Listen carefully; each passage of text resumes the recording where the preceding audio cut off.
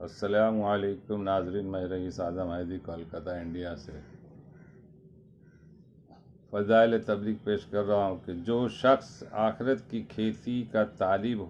ہو ہم اس کی کھیتی میں ترقی دیں گے، اور جو دنیا کی کھیتی کا طالب ہو ہم اس کو کچھ دنیا دے دیں گے اور آخرت میں اس کا کچھ حصہ نہیں۔ بیان القرآن۔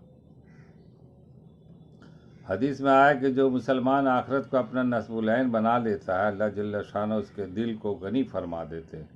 اور دنیا ذلیل ہو کر اس کے پاس آتی ہے، اور جو شخص دنیا کو اپنا نصب العین قرار دیتا ہے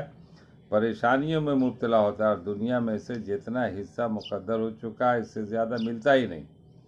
نبی کریم صلی اللہ علیہ وسلم نے اس آیت پاک کو تلاوت فرما کر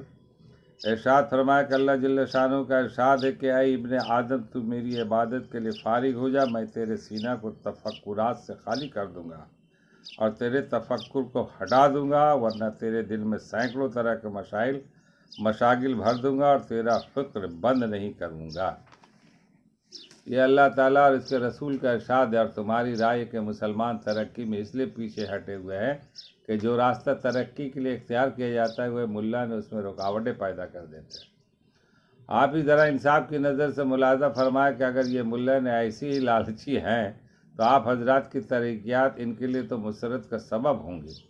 کیونکہ جب ان کی روزی آپ کے زوم میں آپ کے ذریعے سے ہے تو جس قدر وسعت اور فتوحات آپ پر ہوں گے وہ ان کے لیے بھی سبب وسعت اور فتوحات ہوں گی، مگر یہ خود غرض پھر بھی آپ کی مخالفت کرتے ہیں تو کوئی تو مجبوری ان کو درپیش ہے جس کی وجہ سے یہ اپنے نفع کو بھی کھو رہے ہیں، اور آپ جیسے محسن مربیوں سے بگاڑ کر گویا اپنی دنیا خراب کر رہے ہیں۔ میرے دوستو،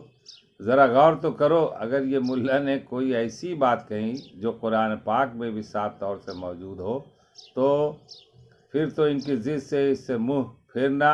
نہ صرف